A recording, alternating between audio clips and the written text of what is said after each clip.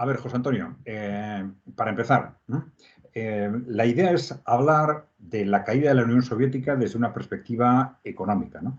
Y antes que nada, te quería explicar por qué esto para nosotros es tan importante, ¿no? Nosotros solemos analizar estos temas, solemos decir, desde una perspectiva, solemos decir, socialdemócrata, ¿no? ¿Y qué queremos decir con esto? Bueno, pues que desde una perspectiva de intereses populares, y sean más o menos reformistas, radicales, alternativos o no, hay una cuestión o varias cuestiones que son claves desde el punto de vista de la estructura económica. Una de ellas es el funcionamiento de lo público desde una perspectiva productiva. Es decir, no ya desde la perspectiva de gasto público, de servicios públicos, que eso hablamos bastante, pero claro, una clave a la hora de construir modelos alternativos o no es en qué medida el sistema público puede funcionar desde una perspectiva productiva. Y ahí, claro, una referencia clara, teníamos un sistema público importante en Europa en la posguerra, que luego fuimos deshaciendo prácticamente en su totalidad, pero claro, una cuestión clave es lo que pasó en los países socialistas y sobre todo en la Unión Soviética, porque a partir de la caída de la Unión Soviética, esto fue una referencia, yo creo que conceptual, fundamental, para que se defendieran en el conjunto de Occidente y por lo menos muchos nos creyéramos que un sistema gestionado de empresa pública o de un sistema productivo público en su conjunto no es viable. Creímos que la Unión Soviética había caído porque este sistema no era viable y a partir de ahí esto justificaba y nosotros de alguna forma aceptábamos esa justificación de que se fueran privatizando a las empresas públicas porque aceptábamos ese concepto de que la empresa pública en sí misma no funcionaba y ahí teníamos como una realidad. Es, mira, en la Unión Soviética lo han intentado, no ha funcionado y el sistema ha caído, ¿no? Entonces, claro, cuando pusimos ECAI Center en marcha en el año 2010 y empezamos a entrar en el análisis de distintos proyectos estratégicos y en concreto de los sistemas de empresa pública, etcétera, una cuestión con la que llevamos una sorpresa fue esta información que te he comentado alguna vez de que los datos nos decían que la evolución del PIB de los últimos años de la Unión Soviética había sido no había sido negativo. Es decir, se hablaba de menor crecimiento, un crecimiento que era cada vez menor, pero no llegaba a una situación de recesión. Es decir, el crecimiento era positivo con distintas interpretaciones, distintas cuantificaciones, pero era siempre positivo en los 5 últimos años hasta el año 89, digamos, ¿no? La Unión Soviética colapsa claramente a partir del año 89, pero claro, eso es una consecuencia del derribo del sistema, no del mal funcionamiento del sistema en total, ¿no? Eso fue una primera sorpresa, porque todos habíamos pensado o teníamos en la mente, no sé si porque se nos había transmitido por qué, que la Unión Soviética había colapsado como sistema económico. Y vimos ¿no? que había quizás una especie de aletargamiento de aletargamiento de la economía, pero nunca llegó a colapsar, ¿no? Y esto fue una sorpresa tremenda, ¿no? Entonces, claro, el interpretar correctamente qué es lo que pasó en aquel momento es fundamental, no ya solo desde una perspectiva histórica, sino para contemplar de una forma u otra la gestión productiva o la gestión de un sector público productivo, pues sea en un país socialista o incluso en un país capitalista, ¿no? Este es un poco un punto de partida, ¿no? Yo creo que es un debate oculto deliberadamente, ¿no? Porque la señora Thatcher llegó a decir el verdadero problema que nos plantea la Unión Soviética es la planificación. Y eso lo dijo ella a comienzos de los 80, ¿no? La planificación inventada en la Unión Soviética, de la manera que ellos la llevaron, una planificación integral de la construcción económica, tiraba por tierra los principios de la libertad, de la iniciativa privada y del rol de los capitalistas privados en la construcción económica. Hasta llegar a la planificación, nadie en la historia de la humanidad se ha propuesto como sociedad, globalmente y bajo dirección del Estado, pero con participación de la sociedad en su conjunto, dirigirnos o dirigirse a un punto económico determinado, ¿no? Eso no funcionó, eso funcionó. Eso funcionó también que los capitalistas occidentales y los norteamericanos, los franceses, reconocieron de distintas maneras que la planificación funcionaba. Mira, desde la liberación, como se dice en Francia, la derrota de la Alemania que había invadido... Carajo. Espera. Ahí se ha oscurecido. Bien, ahí funcionaba en Francia desde el 45 al 41 un comité de planificación. Porque esa planificación los capitalistas occidentales la tomaron de la Unión Soviética, pero con un objetivo distinto, que era, en el caso occidental, evitar las crisis cíclicas que afectan a las grandes empresas y al conjunto económico. Una de las virtudes de la planificación es evitar las crisis cíclicas, pero los soviéticos no lo hicieron solo para eso, lo hicieron para construir una industria pesada con la intervención exclusiva de lo público. La inversión, la participación, la dirección del proceso, el cálculo del proceso excluía toda iniciativa de ningún grupo de propietarios privados de los medios de producción. Eso también viene más o menos impuesto, no pienses tú que lo escribió Lenin antes de los hechos, porque Marx escribió la crítica al programa de Gotha, que no es un manual para construir el socialismo, da algunas cosas generales. Marx es tan genio que lo que dice es, ustedes verán cómo aplican las cuestiones generales a las condiciones particulares de cada lugar.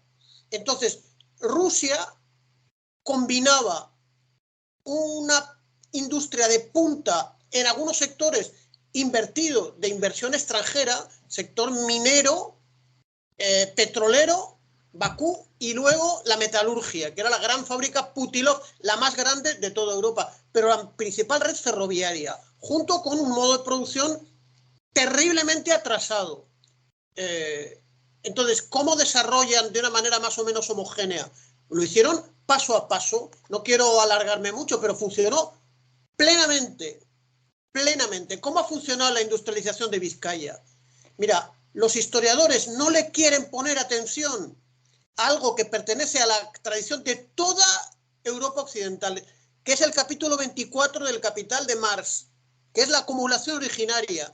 Tú sabes que la familia Sendagorta, antes de lanzarse a la industria vizcaína, eran explotadores de una finca gigantesca de cupra o algo así en una isla, en la isla de Mindanao, en Filipinas. ¿Por qué te cuento eso? Porque tú ves los nombres de los inversores que se hacen con el mineral de hierro, que lo venden a los ingleses. Son gente que ha acumulado su capital en las colonias. Mira, he descubierto que hay dos nuevas Vizcayas. Hay una nueva Vizcaya en México y una nueva Vizcaya en Filipinas. Hay una nueva Guipúzcoa y hay una nueva Navarra. ¿Eso qué significa? Los vascos somos malos. No somos malos. No estoy hablando de eso. Estoy hablando de cómo funciona determinado modo de producción y determinada formación económica y social. ¿Cómo hicieron los rusos y los soviéticos? ¿Ellos de dónde sacaron el capital? Para lanzarse a la acumulación originaria, ¿de dónde la sacan? Eso es algo que molesta a los occidentales reconocer, que es el saqueo por 5 siglos o por 10 siglos. Ahí hay una discusión histórica, donde se va a la industrialización. Me lo dijo, mira, el que fue rector máximo de la UPV fue mi profesor de historia. Se llama Montero, Manu Montero, no sé si te acuerdas. Manu Montero me dijo, señores, los últimos análisis señalan que la fabricación de la industria de vapor sobre la que se genera la revolución industrial, desde Inglaterra al mundo occidental, viene por el excedente enorme del algodón que venía de las colonias inglesas en Estados Unidos. ¿Pero quién hace la fabricación de algodón? Los esclavos negros. ¿De qué gana dinero la Real Compañía Guipuzcoana de Caracas y construyen aquí la Basílica de Santa María? Por el tráfico de esclavos negros, africanos. Entonces, no es una cuestión moral. No me pongo como un cura. Quiero reconocer el hecho histórico. La acumulación originaria en Occidente es la esclavitud y es la guerra colonial. La acumulación original que dio lugar a la industrialización soviética se hizo sobre la base de un esfuerzo social entusiasta, voluntario y gigantesco, y planificado, que se hizo por partes. No me quiero enredar demasiado, porque a lo mejor te molesto, pero primero No, no, Lenin... en absoluto, los detalles son importantes en esto también. Lenin en vida establece el primer ensayo de planificación del Estado en la construcción económica, que se llama el Goelro. ¿Y qué es el Goelro? Es algo muy complicado que salió bastante bien, que es la planificación de la construcción eléctrica. Es decir, Lenin muere en 1921, ¿no? O 24. Sí, 21, Pues 22, ¿no? Sí. El 20, el 21, crea una primera comisión que empieza a hacer unos estudios que son muy complejos porque se planifica la construcción eléctrica, de la producción y la distribución eléctrica según las necesidades industriales del futuro, que no se sabía muy bien cuáles eran, ¿no? Bueno, funcionó. No solo funcionó, sino que Lenin y su comisión de técnicos, de geógrafos, de economistas, establecieron unas previsiones de construcción económica y luego de construcción industrial general que, una vez muerto Lenin, fueron más rápidas de las previstas. Lenin muere y se pasa del Goelro al Gosplan. Pero fíjate una cosa, Adrián. Hay unos espías, bueno, entre comillas, no eran espías, era un matrimonio de fabianos. No sé muy bien qué son los fabianos. Es una secta ahí, un sector de la socialdemocracia, has mencionado la socialdemocracia inglesa. El matrimonio de los Webb, Beatriz y su esposo Webb. Entonces estos dejan sus memorias sobre cómo, qué es lo que estaba, cómo funciona el Gosplan. Era a látigo, como dicen ahora. Stalin iba con un látigo, como tú has leído Miguel Strogoff, de Julio Verne, cómo pegaban, la policía del zar pegaba con látigo, que se llama knut. Yo creo que es lo único que sé en ruso, es el látigo. No funcionó así. Funcionó porque primero, dicen los esposos Webb, que no son rusos, son ingleses, dijeron, mire, el Gosplan primero hizo una gran encuesta a cada unidad productiva de la Rusia soviética, le dijo, bueno, ustedes exactamente, ¿qué producen? Primera pregunta. Segunda pregunta, ¿qué quieren producir? Tercera pregunta, ¿qué creen ustedes que pueden producir? O sea, hicieron una gigantesca encuesta y los resultados de esa encuesta fueron al Gosplan. Y el Gosplan estuvo analizando lo que opinaban los obreros de cada mina. Entonces había, yo creo que había todavía empresas privadas, no lo sé, no sé cuándo se privatizan las pocas empresas que había en Rusia, ¿no? Bueno, Rusia y España estaban más o menos a un mismo nivel, ¿no? Probablemente Bilbao podría ser Leningrado o San Petersburgo y luego Bakú y el resto, coño, como, no sé, como el desierto de los monegros, más o menos, ¿no? Bueno, entonces, a partir de ahí, hacen un plan quinquenal. El plan quinquenal establece unas inversiones con unos objetivos, pero le preguntan a la base de los trabajadores a través del partido y de los sindicatos. Están a la vez construyendo el partido y construyendo la economía, ¿no? Querían hacer una organización multipartidista, pero luego intentan matar a Lenin y se acabó el multipartidismo. Pero intentan que el sector mixto dure mucho tiempo, que era la NEP. La nueva política económica es, nosotros necesitamos a los productores privados, porque los productores privados producen alimento. Salimos de la guerra, tenemos problemas de alimentación, nosotros les compramos toda la cosecha a un precio razonable. Entonces los kulaks, que eran los propietarios medios, dijeron de acuerdo, pero los kulaks empezaron a sabotear las granjas colectivas que se empezaron a crear, que eran los koljoses, ¿no? Y entonces la respuesta es no matar a los kulaks, sino agarrarles, meterles en un tren y llevarlos a, no sé, a 20.000 kilómetros, ¿no? Fue traumático, pero de ahí se desaparece la época de la NEP y se va a la época de la construcción industrial, porque... Sí, pero un momento, porque se ha comentado más de una vez que las políticas de China de los últimos 30 años de alguna forma se han inspirado en la NEP, ¿no? De Lenin. Es que China es otra cosa. Pero bueno, no nos vamos a desviar. Sí, continúa. Es muy importante porque China está viva, la Unión Soviética menos Belarus y tal vez Pridnestrovia están muertas, ¿no? muertas, pero han tenido un éxito enorme, ¿no? Entonces, el entusiasmo de los trabajadores en obtener los resultados se llama el estajanovismo, que por cierto, vaya hombre, se va la cosa esta, ¿no? Voy a ver la batería que tengo. Coño. Yo te veo bien ahora, ¿eh? Tengo suficiente, pero has visto que se pone oscura la pantalla en un momento. Yo te veo ¿no? bien, ¿eh? Sí. Vale.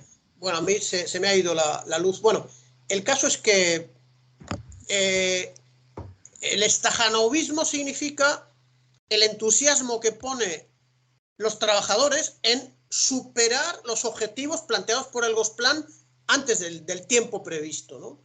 Y eso no fue fácil,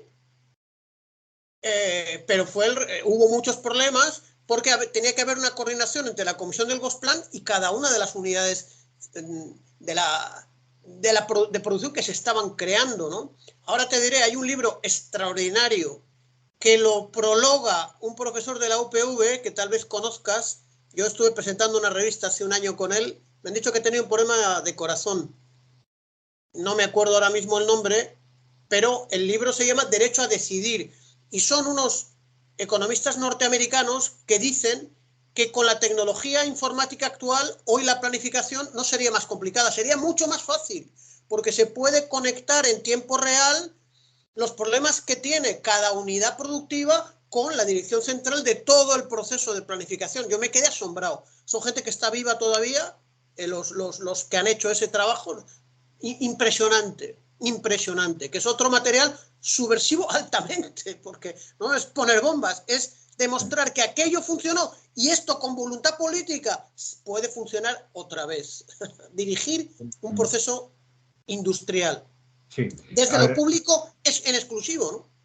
Claro, nuestra visión de la economía soviética ha sido superficial y en base a datos muy concretos, ¿no? Pero sí vimos, por ejemplo, que desde en la época de Stalin, vamos a decir, en el periodo económico a partir del 28, hay un crecimiento muy superior a la economía occidental, es el crecimiento más alto, igual hasta los años 60, ¿no? Más alto del mundo junto con el de Japón, ¿no? Pero bueno, entre los economistas occidentales esto se suele explicar como la mayor facilidad de crecimiento de quien todavía tiene un nivel más reducido, ¿no? Sin embargo, luego hay un momento en el que se empieza a modificar. Es decir, ese sistema de planificación se empieza a modificar, no sé si a flexibilizar. También se ha relacionado con que, bueno, una cosa es la economía de crecimiento cuantitativo, pero luego hay una fase en la que la innovación es más importante, hay otros elementos. Entonces, ya se empieza a crecer menos, pero unos dicen, bueno, se empieza a crecer menos pues por una evolución natural de que ya se ha conseguido un nivel determinado de desarrollo. Otros dicen, no, se empieza a crecer menos porque se utilizan nuevas políticas que no son tan eficientes como las de la política, como las del tiempo de Stalin. No sé si tienes alguna idea de todo esto. Mira, el sistema de planificación en base al plan y dirigido por el Gosplan nunca dejó de funcionar entre el año, sí, efectivamente puede ser el 25, 26, 27, 28 y entre el año 91 en que se abolió. ¿Tuvo innovaciones? Probablemente tuvo innovaciones, no solamente eso, sino que estaba llamado a ser reformado, porque había problemas económicos de falta de eficacia en un sistema que ya estaba mostrando problemas. Andropov, que es el último realmente gran dirigente soviético, él tenía como modelo el sistema chino el año 89, porque ya 89, incluso, a ver, Gorbachev, murió el en el año 84, ¿no? Vamos a ver, el año 84, 85, que es cuando muere Andropov, ya Deng Xiaoping ha innovado el socialismo chino sobre la base de la reforma y la apertura desde el 78, o sea que tiene Andropov, estaba muy enfermo de los riñones, pero tiene capacidad de entender que las cosas podían ir mejorando en la Unión Soviética tomando prestado algunas innovaciones de los chinos, que a su vez los chinos deben su economía a la industrialización soviética de los 30, o sea que se podían haber ido retroalimentando los unos con los otros. Lo que pasa que te diré, hay otro socialismo que excluyó completamente la planificación y tampoco dio mal resultado, que es el yugoslavo. El yugoslavo, después de la bronca que tiene Tito con Stalin, los dos partidos comunistas, fue excluyendo el sistema soviético de la planificación central. Las 6 repúblicas yugoslavas tenían distintos niveles de desarrollo, una había pertenecido al Imperio Austrohúngaro, otra al Imperio Otomano, pero en general, desde un punto de vista de la productividad, dieron muy buen resultado. Yo me tiré viendo datos, preparando una charla que duró 3 días. Es la charla más larga que he dado en mi vida en el Banco Central de Venezuela sobre el modelo del socialismo autogestionario. Pero los chinos y los soviéticos... Perdona un minuto. Sí.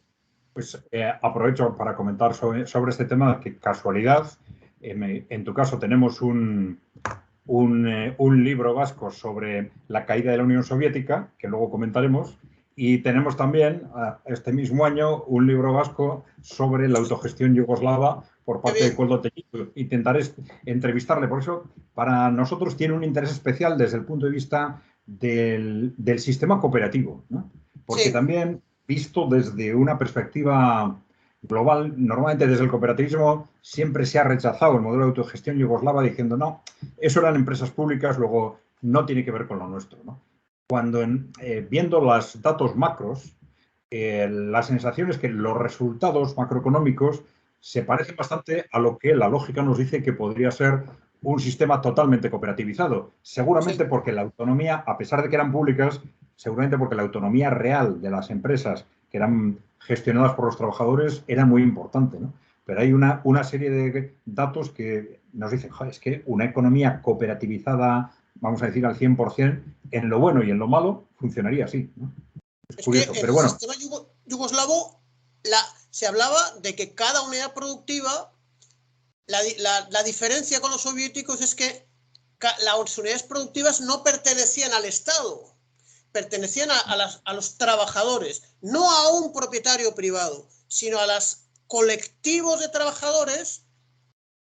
Se hablaba lo que luego Chávez habló de la propiedad social.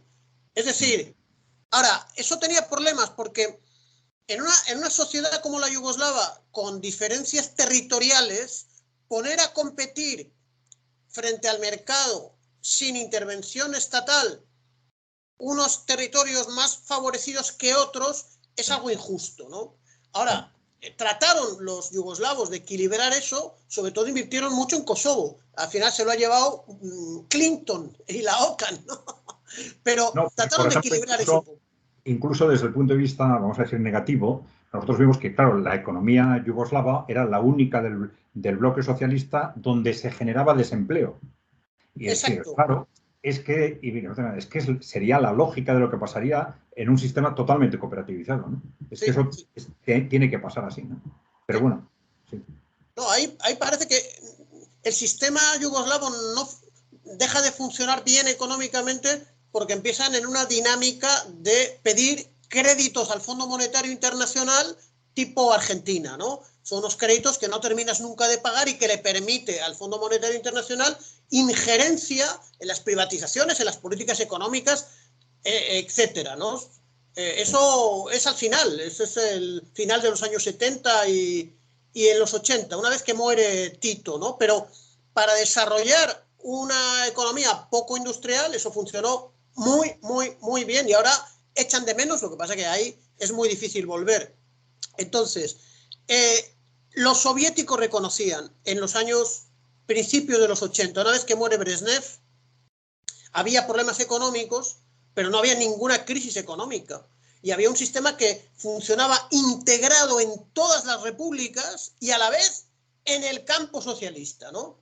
Sabiendo que el campo socialista europeo, su socialismo, era el fruto, salvo en el caso yugoslavo, de la intervención de los soviéticos para echar a los gobiernos nazis. Porque se habla de que Alemania invade la Unión Soviética. Mentira, Alemania y todos los países europeos. Todos, desde la dictadura de Hungría hasta la dictadura de Franco. Entonces, así como Yugoslavia inventó un sistema nuevo, más o menos dentro de algunos parámetros ideológicos, en Berlín del Este, en Polonia, en Rumanía, en Hungría, era el sistema del plan, punto. Y a veces los comunistas en Polonia yo creo que siempre estuvieron en minoría. Ahora, hicieron de Polonia un país más digno de lo que soy, ¿eh? Un país más decente donde la gente vivía bastante mejor. Hay que ver, bueno.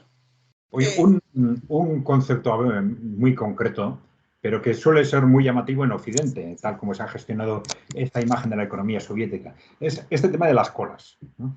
Porque claro, nosotros al principio decíamos, bueno, que era un síntoma claro de ineficiencia, hasta que vimos, claro, una explicación que, digamos, que te obliga a verlo desde otro punto. Es decir, claro, hay una serie de productos básicos en los que el gobierno se asegura de proveerlos a precios básicos, ¿no?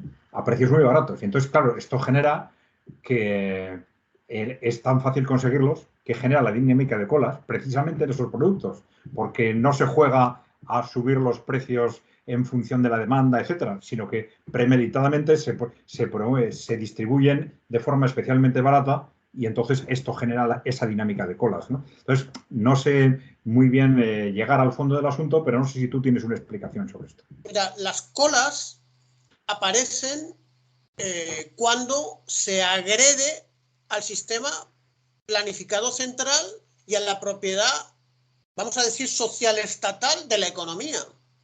Es decir, cuando Gorbachov y su gente empieza a destruir elementos centrales de la economía, deja de producirse el abastecimiento. Estuve viendo el año pasado un video que se publicó en la radiotelevisión pública belga, RTBF, de un periodista, Chauvier creo que se llama, que estuvo en la parte de Ucrania más pegada a Rumanía y a Hungría, los Cárpatos. Entonces, durante 2 años seguidos, estuvo entrevistando a la misma gente, dentro de un koljós y los campesinos, y luego unos estudiantes, ¿no? Y luego también en la calle, en los mercados. Entonces, ellos dicen, ¿cuándo empezaron las colas? Joder, cuando eso es el año, el 90-91. Y os dice, las colas empiezan en el 88. Ahí es cuando empiezan las colas, cuando se empieza a manifestar la política de destruir desde dentro la economía. Que es lo que plantean 2 economistas norteamericanos que yo creo que han hecho el mejor libro que se ha hecho sobre la economía soviética. Curiosamente son 2 norteamericanos que hacen unos descubrimientos que yo me he quedado con la boca abierta. Se llama El socialismo traicionado. Pero yo creo que son economistas también. Y lo estudian desde el 20 Congreso del PQS y hablan de una economía sumergida que se crea al amparo de las resoluciones del 20 Congreso del PQS, ¿no? Y esa gente es la que se aprovecha de la creación de lo que se llamó unas cooperativas, pero que era no la distribución de la propiedad, no. Era generar una dinámica en la que unos pocos vivos iban a apropiarse rápidamente del conjunto de la propiedad, como decimos en Venezuela, a precio de gallina flaca. Es decir, y eso lo cuentan esta gente que estaba viviendo ahí directamente. A mí me dejó muy sorprendido, ¿no? Hablan ellos en ruso, aunque son cárpatos, los que venían de Leningrado eran de fuera, pero era el mismo país, macro país, aunque ellos, su lenguaje original es el ucraniano y probablemente el rumano también y el húngaro, ¿no? Entonces, las colas forma parte del aparato de propaganda que por un lado apoyaba a Gorbachov diciendo que era el revolucionario y por otro lado trataba de demostrar que lo que funcionaba mal no era por lo que hacía Gorbachov, sino por la herencia que había recibido del socialismo duro, del socialismo soviético. Bueno, nosotros hemos pensado que quizás tenga algo de relación con eso, algunas sorpresas que nos hemos llevado con las estadísticas, porque hemos visto que cifras de crecimiento de los últimos años de la Unión Soviética, que estaban rehechas por analistas norteamericanos y por la propia CIA, y que en algún caso dan resultados de crecimiento superiores a los que estaba dando Rusia oficialmente, ¿no? Fíjate. Cuando la expectativa era la contraria, ¿no? Que iban a tirar a la baja. Hombre, pero ya sabes que la CIA tiene una página web que está abierta, ¿no? Pero yo para sacar el libro este que he publicado no me he ido a datos secretos ni de la CIA del KGB. Me encuentro BBC News, 26 de diciembre del 2016. Un artículo que se llama 10 impresionantes cifras que muestran la inmensidad y el poderío de la desaparecida Unión Soviética. Pero eso es la BBC. La BBC está dirigida por el servicio secreto. Más anticomunistas que esos, coño, sin ser así nazis y tal, no los hay. La BBC News. Es decir, sí. Hay datos que son de fuentes soviéticas, materiales que que teníamos vía Hassi. Hassi recibía en la revista Boletín Internacional y Revista Internacional, fuentes soviéticas en castellano. Pero luego está la BBC. Es decir, es muy difícil que con estos datos alguien pueda inventar una realidad distinta de la que fue. Es muy, muy, muy difícil. Bueno, yo lo estaba relacionando con esto que tú comentas, de que quizás fuese posible que el propio gobierno de la Unión Soviética en esos últimos años, en la época de Gorbachev, estuviera interesado en presentar malas cifras con este objetivo de justificar el cambio, ¿no? Es que de ese gobierno se podía esperar de todo, y yo me he encontrado con una sorpresa, no en el ámbito de las cifras, ¿no? Y yo he escuchado mal hablar de las antiguas cifras chinas, que estaban amañadas. Pero yo me he encontrado una realidad en la política que es absolutamente inaudita. Como la dirección política de la Unión Soviética fabricaba una oposición de extrema derecha en conexión con los veteranos nazis de la Segunda Guerra Mundial, en los Bálticos y en Ucrania. Es decir, Yakovlev es el que inventa una estructura que se llama los Frentes Populares. Y los Frentes Populares en Lituania, aquí tanto que se hablaba en Euskal Herria de Lituania, ponen como jefe de ese Frente Popular, de acuerdo con una parte del partido leal a lo que dice Moscú, al hijo, se llama Landsbergis, de un alto jefe del gobierno lituano supuestamente independiente, que se llama Landsbergis Kemfalnis o algo así, que el año 40 dijo: bienvenido Hitler, eres el salvador de la humanidad. Bueno, a ese tipo no lo matan, a su hijo no lo matan, sino que se convierte en un músico educado en la Unión Soviética lituana, pero Yakovlev lo pone al frente de la oposición pro perestroika. Landsbergis. Eso es algo, pero pasa también algo alucinante en Ucrania. O sea, en Ucrania y la política y la economía están absolutamente entrelazadas, porque depende de las decisiones que se toman, se encuentran los resultados distintos. O sea, hay un viejo dirigente del año 87, vamos a decir, no sé si es el 86, el 87, se llama Volodymyr Shevirsky, porque ahora la moda es no decir Vladimir, que es ruso y es el enemigo. Hay que decir Vladimir en ruso. Volodymyr, vale, Volodymyr. Un viejito, pero ese viejito ha dirigido la construcción económica muy exitosa de Ucrania, y ahora sabemos que es exitosa, porque tiene una agricultura potente, tiene la mayor acería de Europa, la construyó el partido con Volodymyr al frente. Bueno, lo saca Gorbachev y ponen a un tipo que, según historiadores recientes, está conectado con los banderistas de la Segunda Guerra Mundial. Es decir, la parte de los nacionalistas ucranianos que colabora con las SS. Entonces, coño, ¿cómo es posible? ¿Cómo es posible el nivel de traición? Gorbachev es quien designa jefe de la Unión Soviética. Una vez que le ha quitado al viejo, le ponen a un tipo que su hermano mayor y su hermano menor están conectados con un nacionalismo que no es como el nacionalismo del PNV, que toma las armas contra Franco, ¿eh? No, ni como el nacionalismo de De Gaulle, que toma las armas contra los alemanes.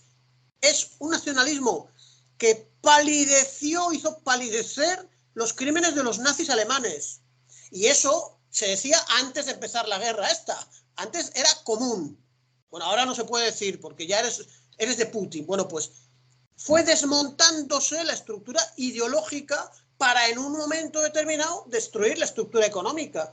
Ahora, algo a mí que me deja sorprendido. Hay un libro, parece que lo tengo en Caracas y me lo han robado, pero los soviéticos reconocían que tenían problemas agrícolas, que necesitaban importar cereal, año 81, 82, 83. Y en Ucrania y en Rusia, después de privatizada la tierra, hay excedentes de producción agrícola muy importantes. Es decir, algo ha ocurrido allí para que se agotase la capacidad productiva de los koljoses y los sovjoses sobre una base pública, y han tenido que ser empresas privadas en Ucrania con participación occidental, que ha hecho aumentar la producción del cereal. Eso es así, eso parece que es indudable, ¿no? Ahora, ¿lo podrían haber solucionado de otra manera? Puede ser, puede ser. En China la agricultura ha funcionado no con la privatización de la tierra, pero con la entrega de la tierra en forma de usufructo a pequeñas unidades familiares productivas, acabando con las grandes comunas. Y claro, la tierra sigue siendo un elemento productivo de la mayor importancia. Lo dijo Marx, y probablemente lo hubiese dicho antes Adam Smith. Lo que pasa con la tierra es muy importante. En Bielorrusia la tierra es colectiva, en Rusia no. La tierra se privatizó completamente. Eso significa que entramos en otro tipo de sociedad, ya en una formación económica capitalista. No hay duda al respecto. Y en Ucrania, extranjerizada. Una cosa que yo he descubierto con este librito que he ayudado a hacerle al compañero Michel Colón es la extranjerización de la tierra de Ucrania, porque es verdad que Ucrania tiene un componente de tierras negras en una franja que va desde, yo no sé, el centro de Ucrania, pero va hasta China, ¿no? O sea, hay un paralelo en el que se ha producido un fenómeno geológico que yo desconozco, que produce unas tierras con una fertilidad asombrosa. Pero de eso se ocupa ahora, se aprovecha la Cargill y la Monsanto y algunas otras que están invirtiendo muchísimo. Por eso Biden intervino en el acuerdo del año pasado para que saliesen de manera segura cereales ucranianos al mundo, porque están los norteamericanos y los franceses con grandes inversiones en una tierra agrícola de una fertilidad asombrosa. ¿Los soviéticos acertaron en los 80? Pareciera que no.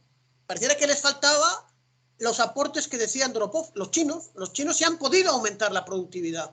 Y los soviéticos se agotaron en un momento determinado. Eso parece que nos indican las estadísticas y las afirmaciones de unos y de otros, ¿no?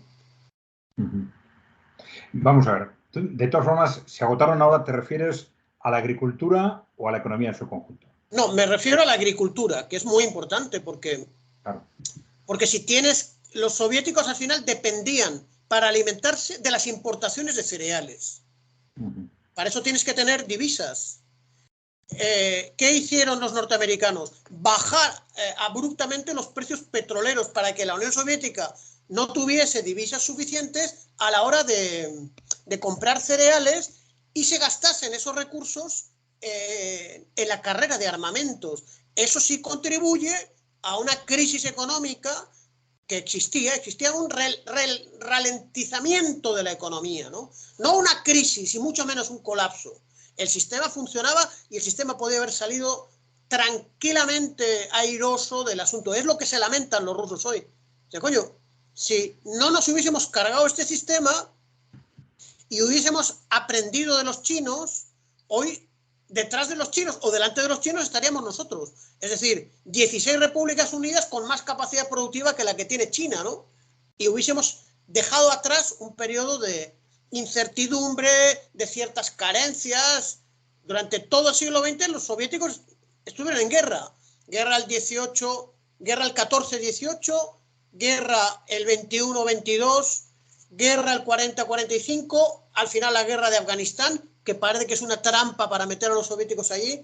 Ya les tocaba a ellos un poco de bienestar, ¿no? Como el que tienen los chinos ahora, ¿no? Y se lamentan, los que son lúcidos dicen, coño, estuvimos así a un borde de conseguir el pleno y más completo bienestar para la población. Y nada, vino Gorbachev y se acabó entramos en una crisis que es catastrófica, la crisis que produjo la perestroika, ¿eh? La población cayó en picado, la Bueno, demografía cayó en vamos picado. a ese último momento. Hay, en principio, la economía pues, tiene dificultades, pero ni siquiera hay recesión ni crisis, ¿no? Crisis en el sentido de que la economía decrezca, ¿no? Como pasa en Occidente frecuentemente, etc. Pero entonces hay movimientos que llevan, a pesar de todo, al cambio del sistema y en buena parte, teóricamente, por razones económicas. Por lo menos en Occidente se escucha, es que el sistema no funciona. Claro, pero si no es así, entonces tenemos que pensar en razones sociales o políticas que son las que impulsan ese cambio, las que llevan a los dirigentes a realizar esos movimientos. Mira, hay esa respuesta a esa pregunta la dan en parte estos dos autores norteamericanos que yo recomiendo, ¿no? Está traducido, se llama los autores Roger Kieran y Thomas Kenny, Socialismo Traicionado, Editorial de Ciencias Sociales de La Habana, 2013, traducido en castellano, ¿no? Ellos dicen algo que yo no sabía, ¿no? Ellos hablan no de razones económicas, sino de razones sociales. ¿Por qué? Porque dicen, de una manera clandestina, no reconocida legalmente, hay un sector que viene del 20 Congreso del PQS que está empujando por unas reformas económicas que acaben con la propiedad colectiva de los medios de producción, acabe con la planificación central y enriquezcan a un sector que se coloca en una posición privilegiada de salida, a partir sobre todo de la privatización que decreta Gorbachev, ¿no? Entonces, la existencia de ese sector que subterráneamente en el partido empuja en los años Brezhnev, empuja después cuando muere Brezhnev, empuja para que venga Gorbachev, explica por qué internamente hubo poca resistencia o una resistencia poco eficaz. Sí. Hay una interpretación que nosotros internamente hemos hecho alguna vez, de que, claro, en realidad puede haber un problema que existe en todo tipo de proyectos sociales, ¿no? Y ya no hablo de países, incluso, pues, por ejemplo, en empresas concretas, en empresas cooperativas, asociaciones de carácter social, ONGs. Hay un problema con los gestores, en el sentido de que naturalmente empiezan a compararse con otros entornos y dicen, ¿qué hago yo en un proyecto de este tipo si haciendo algo parecido en este otro sistema, en una empresa privada o tal, iba a ganar mucho más? O, claro, en el caso de estos países de la Unión Soviética, la comparación sería, bueno, yo estoy gestionando igual empresas con 100.000 trabajadores, claro, y soy un funcionario. Tendré mejor retribución, pero soy un funcionario. Si esto se privatizara y yo fuese el dueño, pues sería un multimillonario de primer orden, ¿no? Claro, es una tentación, ya digo, que existe en principio en todos los proyectos sociales. No sé si algo de esto pudo pasar. Yo, para hacer este libro, me estuve leyendo todo lo que permite la tecnología. La tecnología no permite traducir de idiomas, del ruso, etcétera, ¿no? Libros enteros, de momento. Pero sí permite traducir fragmentos de libro que se ponen a disposición. Entonces me encontré con las memorias de un dirigente comunista de origen ruso, pero creo que de Letonia, que había tenido algunas responsabilidades económicas, y recuerdo que él dice, mira, un problema que había de cara a la corrupción era que el origen de algunos que se corrompieron era extremadamente humilde y tenía en la memoria, vamos a decir, en la memoria familiar, genética, un horror a la miseria que habían vivido ellos y generaciones anteriores. Entonces buscaban acumular. Ahora, te diré que también está el otro problema, ¿no? Hay gerentes y dirigentes de lo público que se llenaban la palabra con el discurso ideológico marxista-leninista, pero que no creían en él. Lo hacían como disfraz. Un caso muy evidente es Boris Yeltsin. O sea, Boris Yeltsin se descubre que eres el nieto de un gran propietario que se levanta contra la revolución, que sabotea la producción cerealera, que es represaliado, se dice, no se sabe si fusilado o qué, pero ese señor tiene un hijo, ese hijo tiene otro hijo, y en ese ámbito familiar se cultiva un odio a un sistema social que ha hecho bajar de nivel social a esa familia, la familia de los Yeltsin. Entonces la pregunta es, ¿cómo el sistema es tan débil para permitir que este tipo que está acumulando un rencor social va subiendo por la escalera social hasta llegar al Politburó, hasta llegar a la dirección en Rusia y romper el país y convertirse en el hombre de los Estados Unidos? En principio, y después la fuera, dirías que puede ser un problema de falta de control o de ineficiencia de control de la cúpula. Es un problema que también se deriva del 20 Congreso, porque el 20 Congreso del PQS cambia la caracterización del sistema social. O sea, Khrushchev dice que ya el socialismo es completamente victorioso sin ninguna posibilidad de regresar atrás. Y encima dice, para el año 80, lo dice el año 56, vamos a ser superiores a los occidentales en todo. Es un discurso triunfalista completamente falso. Dice, no necesitamos un sistema que se llama dictadura del proletariado, que es un sistema que se basa en que el enemigo está dentro y puede revertir la evolución histórica. Por lo tanto, hay una serie de controles y hay una serie de requisitos que incluye la formación política e ideológica de la gente. Entonces, se sustituye oficialmente el sistema de dictadura del proletariado por otro sistema que se llama el Estado de todo el pueblo. ¿Qué significa eso? Ya hay un consenso sin contradicciones sociales en las que nadie está interesado, supuestamente, según esa teoría y esa ideología, en volver para atrás. Esa es la posición de Khrushchev, que lleva a que los controles, los sistemas de seguridad y las válvulas de protección, sobre todo frente a unos Estados Unidos que no perdían el tiempo, se reblandecen enormemente. Yakovlev es un hijo del 20 Congreso del PQS, empieza a manifestarse como opositor al sistema, pero no lo expulsan del partido. ¿Sabes qué le hicieron? Le nombraron embajador en Canadá 10 años. Pero Canadá es los Estados Unidos prácticamente, ¿no? Ahí se enlaza con los Estados Unidos y luego Gorbachev, ¿qué le hace? Jefe de ideología. Es Yakovlev quien ordena el cambio de línea editorial de toda la prensa soviética, de todo lo que se produce y de toda la ideología.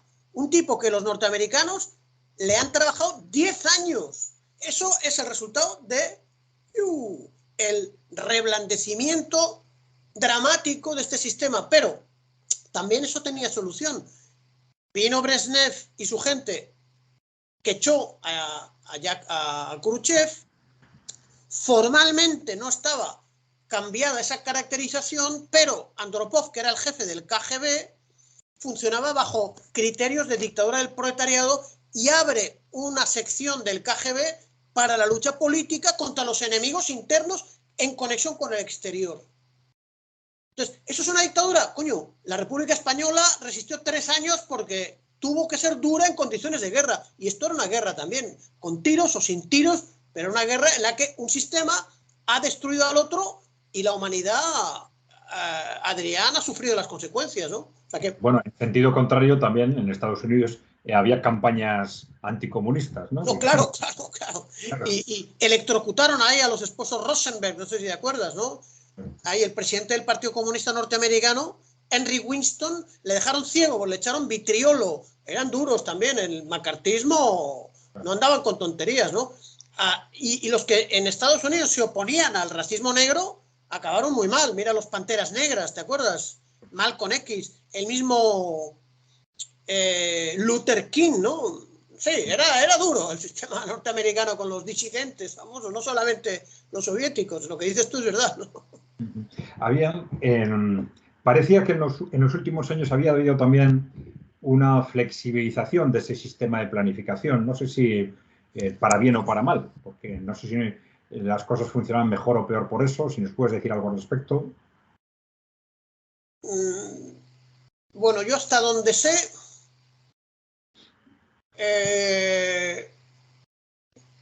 una vez que se empieza a reformar eso, sustituyendo el sistema de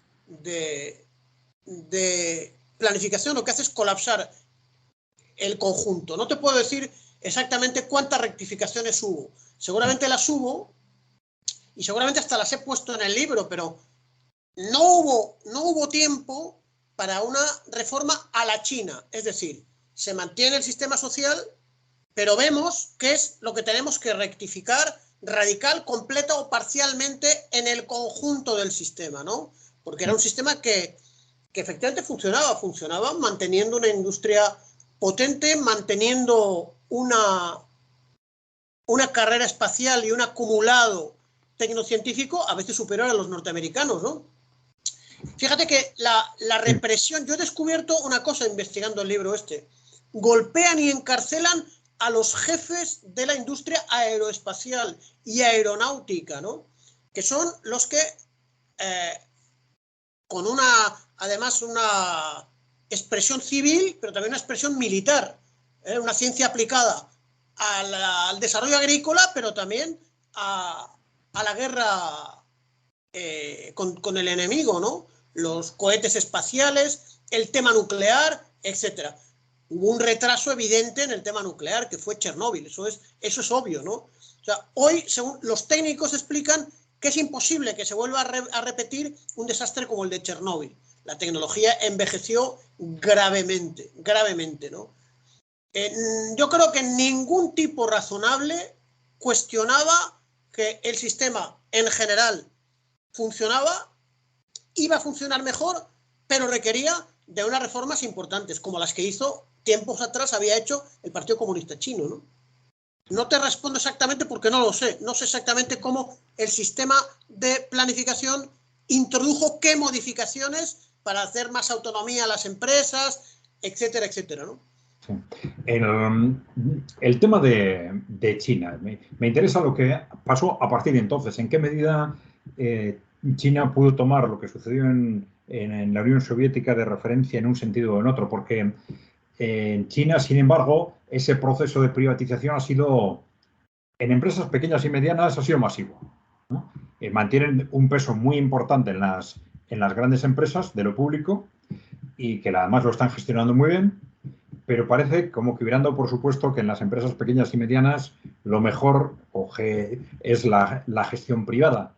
Esto, sin embargo, parece que no pueden haber interpretado que en la Unión Soviética tampoco había funcionado esto bien. ¿Por qué no se han replanteado esto? O, no lo sé. ¿Cómo valoras ese tema? Es decir, si ellos hubieran sacado la conclusión de que la Unión Soviética en conjunto funcionaba bien, no hubieran sido tan radicales en ese derribo aunque sea parcial, pero del sistema público en pequeñas y medianas empresas, ¿no? No lo sé si me puedes dar una interpretación de esto. Hay un elemento muy importante a considerar, ¿no? Que es la gran diferencia de escala entre la economía y la demografía china y la soviética, ¿no? Es decir, la soviética son 16 repúblicas, la población en su conjunto, ¿qué serían? 300 millones, 400 millones. Ya en los años 80, la población china supera los 1.000 millones. Eso por un lado. Es decir, las necesidades productivas alimenticias respecto a su población son más acuciosas y dramáticas en el caso chino que en el soviético. Los chinos se han desarrollado no partiendo de, como te he dicho antes, en el caso ruso, un sistema un poco extraño en el que según las inversiones extranjeras antes de la revolución había islas de tecnología avanzada, un transporte ferroviario muy avanzado y luego un gran desarrollo o falta de desarrollo, ¿no? Que en algunos casos era la economía primitiva, pastoril, etcétera, ¿no? En el caso de China, ellos vienen de una miseria completa, ¿no? Fíjate, yo para sostener aquí el ordenador tengo un libro hecho por un norteamericano. Aquí, este libro, este de aquí. Editorial Laya. Es un norteamericano que escribe sus memorias de lo que ve en China el año 48, un año antes de la revolución. Pone los pelos de punta, Adrián. Tú lo cuentas ahora en una charla y te creen, se piensan que les estás engañando. O sea, el nivel de miseria absoluta de una población que entonces tenía 600 millones de habitantes, que ahora tiene 1.400 millones, vamos a decir, el nivel de miseria en el 49 era algo inaudito, completamente inaudito. Es decir, la población campesina, cuando variaba un poquito la pluviometría, no podía comer, tenía que vender a sus hijos, tenía que comer cortezas de árbol, Adrián. 600 millones en un panorama tremendo. A partir, son razones endógenas y exógenas. A partir de las guerras del opio que les lanza la reina Victoria y los franceses, la economía se va hundiendo y la sociedad china. Entonces China ha hecho una primera gran modernización que es la industrialización a la soviética y con ayuda soviética. Años 50, básicamente, ¿no? Ahí han creado una industria del petróleo, una industria del carbón, una minería, una metalurgia, una industria eléctrica. No hay nada de eso. No hay nada de eso.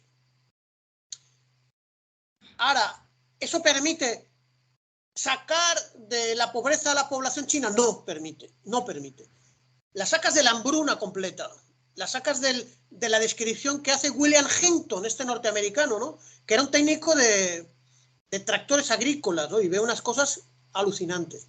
La población está en la pobreza y el Partido Comunista Chino dice, bueno, hay que sacar a la gente de la pobreza y tenemos que pensar con nuestra cabeza, y viene la política de reformas desde el año 78. El panorama soviético es diferente, tienen una base industrial suficiente, ellos quieren también elevar su nivel de vida y se dan cuenta que hay que mantener lo público, pero ellos observan que se están abriendo al socialismo de mercado en China, sobre todo para, como dices tú, unidades productivas pequeñas, los servicios, etcétera, ¿no? Bueno,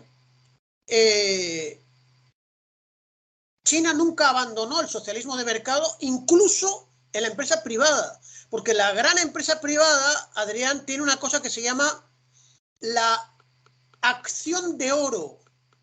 ¿Qué significa la acción de oro?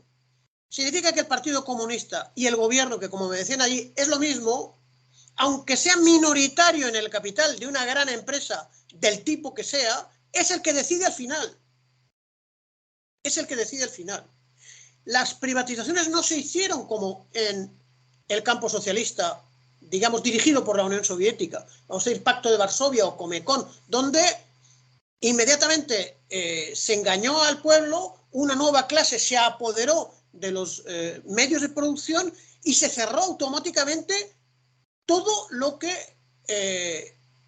era incompatible con el enriquecimiento de una pequeña minoría. Los famosos astilleros Lenin, donde viene su acción subversiva, inicia su acción subversiva el señor Walesa, la ciudad de Gdansk. Cerraron los astilleros y todos los obreros que se habían manifestado contra el Partido Comunista se fueron a la calle. Eso en China pasa parcialmente y es un proceso en el que hay un sector que se privatiza, que crece, hay otro sector público que se mantiene y se organiza un gran sector privado a los niveles pequeños y medianos de la economía del país, sobre todo con los cambios en la agricultura, porque sigue siendo China un pueblo campesino. China, la base de la gran mayoría de la población es el agro. Y ahí se producen desigualdades, porque no es lo mismo una granja que está a 10 kilómetros de Pekín, que vende todo lo que produce, a una granja que está en las montañas, yo no sé, del sur de China, ¿no? Donde el transporte de aquello, el gasto de aquello es enorme, ¿no? Entonces, China ha ido desarrollando paulatinamente desde el 78 para aquí, ya vamos por más de 40 años, claro, ¿no? Han ido incrementando el número de población que han ido sacando de la pobreza. Y de hecho se dice que los planes del milenio de erradicación de la pobreza han salido globalmente bien para la humanidad por las cifras chinas. Es el Partido Comunista el que, sacando de una manera documentada, ¿no?, de la miseria y de la gran pobreza a millones y a millones, se habla de 300 millones sacados de la pobreza con las políticas del Partido Comunista de China, se han cumplido lo que se llamaba, ¿no?, los objetivos del milenio, ¿no?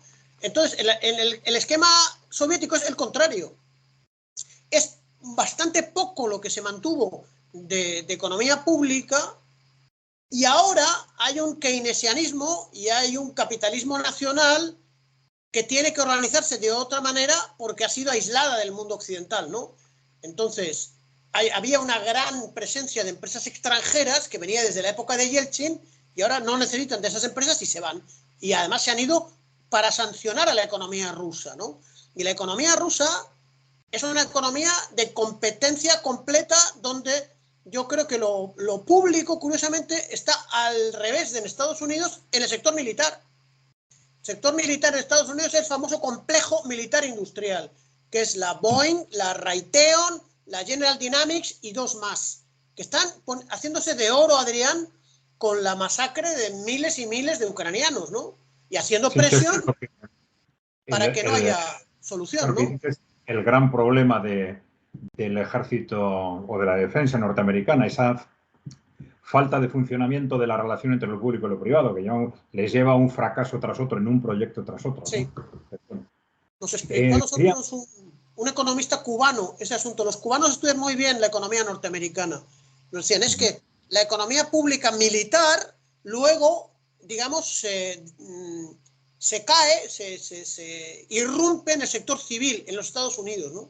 Por eso en Rusia pareciera que no es así, ¿no? No conozco cómo es la industria militar rusa, ¿no? Pero mantiene la tecnología soviética, ¿no? Por eso están ganando la guerra. Tanto en Rusia como en China son fundamentalmente públicos, al contrario que en Estados Unidos, ¿no? Al contrario que en Estados Unidos. Un tema que sí quería comentar antes de terminar, el de Bielorrusia, ¿no? Que para nosotros es un tema tremendamente llamativo. De pronto nos damos cuenta, yo creo que fue en el año 2015 aproximadamente, de que hay un país en mitad de Europa del que nadie habla, no sabemos muy bien por qué, pero que son 10 millones de personas y que fue en su momento parte de la Unión Soviética y que mantiene un 80% de la propiedad pública y que, bueno, tiene cifras de desempleo pues de las que serían habituales en el periodo socialista, que siempre alrededor del 0,5, el 1%, que destacan dentro del conjunto de Europa de una forma impresionante. Claro, eso está relacionado con el carácter público de la economía también, pero claro, bueno, independientemente de este hecho sorprendente de que no se hablara de Bielorrusia hasta hace un par de años ni para atacarlo ni para defenderlo, que en nuestro entorno, pues digamos, los movimientos alternativos permanentemente se estuvieran refiriendo a modelos latinoamericanos, a Cuba o Venezuela, es verdad. O sea, nadie lo mencionara, no sé muy bien por qué, es algo muy sorprendente. No sé si tienes una visión de este tema. Yo conozco bien la situación. Yo soy venezolano, he pasado 11 años allí. La participación de la economía industrial de Bielorrusia en la ayuda a la economía no industrial de Venezuela, porque Venezuela no es industrial, no porque sean tontos los venezolanos, sino porque los monopolios petroleros norteamericanos que controlan ese país desde 1908, la Standard Oil of New Jersey, que hoy se llama ExxonMobil. Ellos dijeron, ustedes nos hacen petróleo y todo lo demás se lo damos nosotros. Entonces, quien ayuda es Belarus. Belarus participa con una empresa muy buena de construcción de viviendas, ¿no? En la gran misión Vivienda Venezuela, junto con empresas chinas, rusas y turcas. Y yo tenía un amigo, Smirnov, que era la persona que hablaba castellano. Había venido un chico que cuando se cae la Unión Soviética se pone a vivir en Málaga, viene de Belarus hundida y aprende castellano, y es un gran amigo que tengo yo en Belarus. Sí conozco Belarus, sí. No he estado nunca allí. Es el hijo además de un músico artista del pueblo, que era la mayor condecoración que le podían dar a alguien, el mayor reconocimiento artístico era artista del pueblo, ¿no? Bueno, entonces tiene mucho mérito Belarus por una razón. Porque como te he dicho antes, cada economía de cada república soviética y de cada república de democracia popular del Pacto de Varsovia aliada a la Unión Soviética estaba integrada en lo que llama Wallerstein una economía mundo, pero una economía mundo alternativa a la economía mundo capitalista, ¿no? Occidental, de los monopolios, ¿no? Entonces, una vez que se rompe el eje de la economía mundo socialista, pues ahí cada uno tiene que buscarse la vida sin plan, sin recursos, sin mercado, sin materia prima, sin moneda y sin nada. Y sin nada. Yo tengo un amigo que vive en el Monte Ulia, enfrente de aquí, es arqueólogo. Y tú dices, coño, Egido, ¿por qué me estás hablando de arqueología? Es que ese hombre fue a investigar si la civilización armenia de Urartu era la civilización vasca. No es, porque es un especialista en hierro. Es un arqueólogo de Aranzadi, se llama Xavier Peñalver, y estuvo hace ya 20 años allí en Armenia y dijo, coño, toda la construcción, todas las fábricas y toda la vida del país se detuvo en diciembre del 91 cuando se cayó la Unión Soviética. Armenia es como si fuese una foto fija, inmóvil. Ahora habrá habido inversiones y no sé qué. Han pasado 30 años. Durante 15 años, que es muchísimo, nada se movía y todo se quedó totalmente paralizado, ¿no? Me estoy yendo con tantos detalles fuera de lo que me estás preguntando tú, me parece, ¿no? Bueno, el tema era Bielorrusia, pero bueno, también eso sí, Belarus, volviendo a Belarus.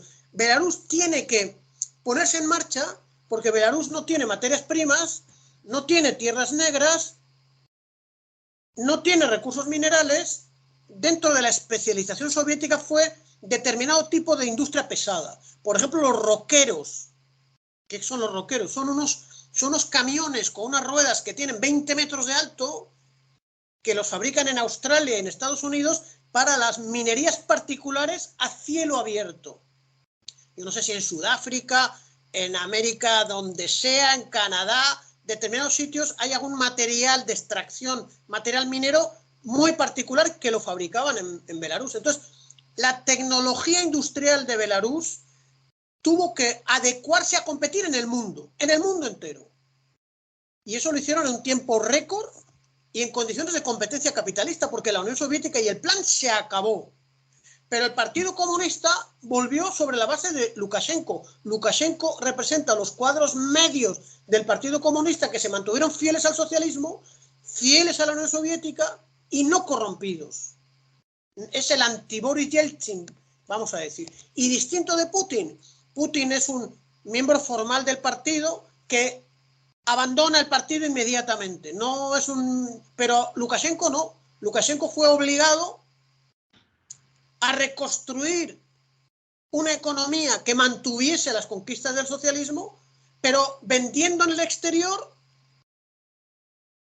su material industrial en condiciones de competencia abierta y sin ninguna protección internacional, con tecnología avanzada de los occidentales, de los alemanes, de los australianos, de los norteamericanos, en lo que ellos producían. Y eso ha funcionado bien. Mi amigo dice que han tenido muchos problemas, varias empresas han quebrado, ha habido las sanciones, ellos trabajaban con aliados en América Latina que a su vez han sufrido sanciones, pero han conseguido que la economía agrícola se siga manteniendo vía coljoses, que son cooperativas, cuya producción era de ellos, era particular, cuyas herramientas eran de ellos, solo que la tierra era de usufructo, como hemos comentado antes, ¿no? Era de propiedad del Estado. Y eso no se ha privatizado nunca, ¿no? Y Lukashenko ha seguido teniendo gran apoyo del pueblo, excelente nivel de vida y condiciones muy distintas a las de Rusia. Lo que más se parece a la Unión Soviética es, por un lado, Belarus, que es un estado reconocido, un estado no reconocido que es Pridnestrovie, ¿no? Que es un estado que está entre Ucrania y la Moldavia, donde era Moldavia hasta el año 45 hay un río que se llama el Dnieper. Lo que solemos llamar Transnistria, ¿no? Transnistria se llama también. Del otro lado del río Dniester, pero también conozco, porque también tenía representantes en Caracas, y el nombre oficial es República Moldovana de Pridnestrovia, donde encima los prosoviéticos sufrieron una guerra y la ganaron. La clase obrera defendió. Lo que pasa es que, claro, te quedas, miras para atrás y ya no hay Unión Soviética. Miras para adelante, no hay Unión Soviética. Pero ellos con las armas, a pesar de que los nacionalistas moldavos, apoyados por la CIA desde Chisinau, que es la capital, dirigieron una guerra el año 91, 92, 93, la ganaron los prosoviéticos, que eran gente de etnia rusa, moldava y ucraniana, dirigidas también por los cuadros medios del partido. Ahora parece que han ganado políticamente los putinistas, ¿no? Que digamos sería la derecha nacionalista rusa, pero bueno, y acaban de matar al líder del Partido Comunista de Transnistria o Pridnestrovia. Yo lo llamo con el nombre oficial de ellos, ¿no? Pero claro, eso es más pequeñito que Belarus. Belarus son 10 millones y aquí podemos hablar de medio millón de personas, ¿no? Medio millón, eso es. Antes de terminar, te iba a pedir que me hables de lo que ha sido el punto de referencia para esta entrevista, de tu libro. Como decía aquel. No sé si tienes un ejemplar que nos puedas enseñar. ¿Sí? Estos son, modestia aparte, son 40 años de trabajo y un año de redacción, porque yo pertenezco a la Asociación de Amistad de Euskadi, URSS, y estoy acumulando material desde entonces, que tenía su sede en la calle Irala de Bilbao. O sea que a mí la Unión Soviética y aprovechando un poco de tiempo que tuve, pude agrupar datos para sacar algunas conclusiones y sobre todo decir cosas nuevas respecto a por qué cayó la Unión Soviética, cuáles fueron las razones de fondo, en base a las memorias, a las nuevas investigaciones, a los nuevos estudios que después de 30 años se hacen. Como dices tú, oye, ¿por qué pasa que no nos hablan de esto? Yo recuerdo que Chávez tenía unos asesores que no le informaban que el pueblo soviético sí resistió. Y yo trato de explicar que el pueblo soviético resistió con las armas en la mano, ¿no? Y ahí explico el proceso de expolio de los occidentales, lo que explica un poco la situación a la que Rusia no quiere volver. Descubro, por ejemplo, Campofrío, toda una empresa española, pertenece a un lobby de empresas occidentales que dictaban la política económica a Boris Yeltsin. Y uno de las 15 o 20 empresas occidentales era Campofrío, que se reunían cada semana con Yeltsin y decía, mira, queremos esto, queremos esta ley, queremos este beneficio, esta exención fiscal o lo que sea, ¿no? Y algunas cosas nuevas. Dentro ya hemos hablado, digamos, de lo que podían ser problemas económicos de mayor o menor importancia, pero fuera de los problemas económicos teníamos esos problemas internos de falta de control o de control ineficiente que permitieron el desarrollo, la actuación de grupos, digamos, que por intereses propios estaban interesados en el cambio de sistema, y luego acción exterior, que también tú has mencionado. ¿En qué medida pudo ser importante una cosa o la otra en todo aquel proceso? Mira, lo determinante es la intervención exterior. Tú fíjate, China ha conseguido un sistema que tiene algunas diferencias con el soviético, tiene también algunas similitudes, ¿no? Pero en China se crea un consenso sobre la base de la participación política, no es un... O sea, hay un partido dirigente, pero en alianza con 6 partidos más, que podemos decir son socialdemócratas o nacionalistas o de derechas, pero que aceptan la constitución del país, la legalidad del país, ¿no? Eso permite un juego político, pero lo que le da sobre todo a China apoyo social es que ha aprendido de los errores soviéticos, ¿no? Tú decías, ¿qué diferencias hay entre... O sea, ¿cómo China aprende del caso soviético? China aprendió que la dirección del país era algo que no se podía improvisar. Y yo he leído las memorias de un desertor chino en los Estados Unidos que explicó cómo los equipos, una vez haber pasado por la crisis de la plaza de Tiananmen en el año 89 en China, donde el partido y el socialismo está a punto de caer, los viejos, el partido entendió que había que ir preparando cuadros, política y técnicamente bien formados, con el suficiente apoyo popular para no encontrarse en la situación de falta de relevo de la Unión Soviética, que es lo que los cubanos han hecho, los vietnamitas han hecho, los chinos también han hecho, pero no hicieron bien ni los yugoslavos ni los soviéticos. Este equipo de Xi Jinping es el último equipo designado en el año 89. Es decir, el partido fue buscando en todas las regiones y provincias de China quiénes eran los más jóvenes, o sea, perdón, no los más jóvenes, sino los más preparados, los políticamente más fieles, ¿no? Es un poco una política no liberal burguesa, donde al final mandan las grandes empresas, sino un poco la de Platón. Platón en la República dice, hay que hacer una democracia de los filósofos, que serían los mejores de la sociedad. Entonces hay una parte de elitismo y una parte de asegurar la continuidad del sistema. Porque ves, los occidentales, el sistema occidental no se fundamenta en la personalidad particular de los dirigentes, porque es un sistema autocentrado. En la Casa Blanca puede estar un negro, un blanco, un chino, puede estar un ficus, puede estar una cámara de televisión, pues, pero el sistema es autorregulado y funciona independientemente de quién está al frente. En el socialismo no, es un sistema completamente nuevo donde cada personalidad, con sus dificultades, su lado fuerte y su lado débil, puede imprimir cambios radicales en el sistema. Entonces, si te viene un Gorbachev con un Yakovlev y con un Shevardnadze, se conecta con quienes les han apoyado a llegar ahí, que son los occidentales. Yo te he dicho, Yakovlev, 10 años de convertido en un agente de influencia. Los soviéticos del KGB dijeron, tener cuidado con Yakovlev. No le hicieron caso. Yakovlev desmonta la ideología. Yo recuerdo, cuando era estudiante en la UPV, nos vinieron dos profesores rusos que hablaban castellano y nos dijeron una palabra que todavía recuerdo. Ese es un sistema ideocrático. Es una palabra curiosa, ¿no? Si tú modificas la idea sobre la que se fundamenta el sistema y el sistema se cae. Y consiguieron convencer a la población que el sistema occidental era mejor.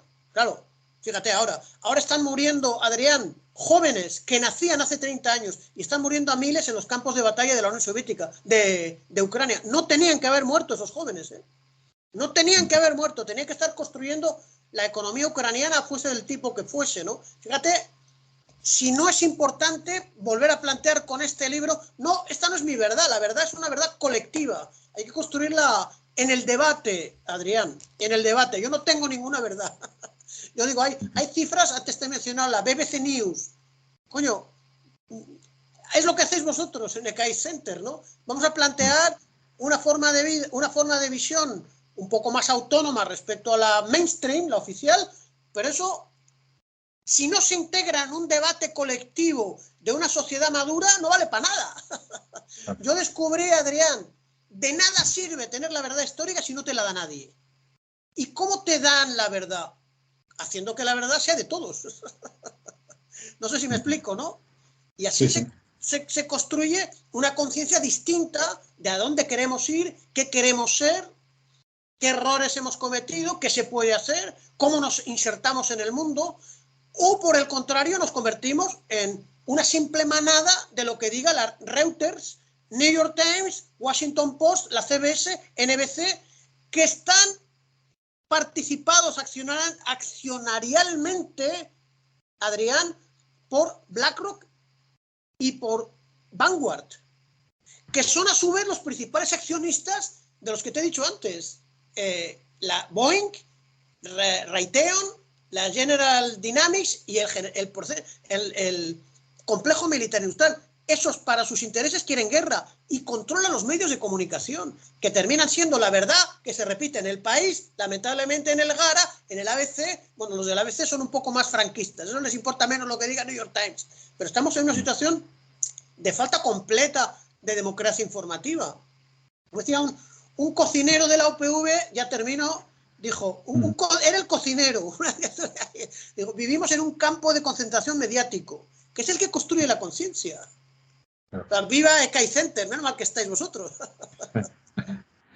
Bueno, José Antonio, podríamos hablar mucho más de un tema apasionante y que, como decíamos antes, seguramente la interpretación, la versión, el relato, como se dice ahora, sobre lo que pasó en la Unión Soviética, de alguna forma ha condicionado nuestra vida durante los últimos 30 años. Esto es algo tremendamente importante, ¿no? Y nosotros, yo tengo que reconocer, en mi caso particular, y lo hemos comentado también en EKAI Center, que en buena parte nuestra visión sobre los distintos modelos, sobre el concepto de empresa pública y tal, estaba tremendamente condicionada por una determinada visión de lo que aparentemente había pasado en el bloque del Este, ¿no? O sea que es un tema efectivamente apasionante y seguramente podríamos estar hablando muchísimo tiempo. No sé si quieres añadir algo antes de que cerremos. Escuchándote, ya termino, no me quiero encadenar, decimos en Venezuela, pero estaba leyendo el prólogo que escribió Argala al libro de Joaquín Apalategui, ¿te acuerdas? Los vascos de la nación al Estado.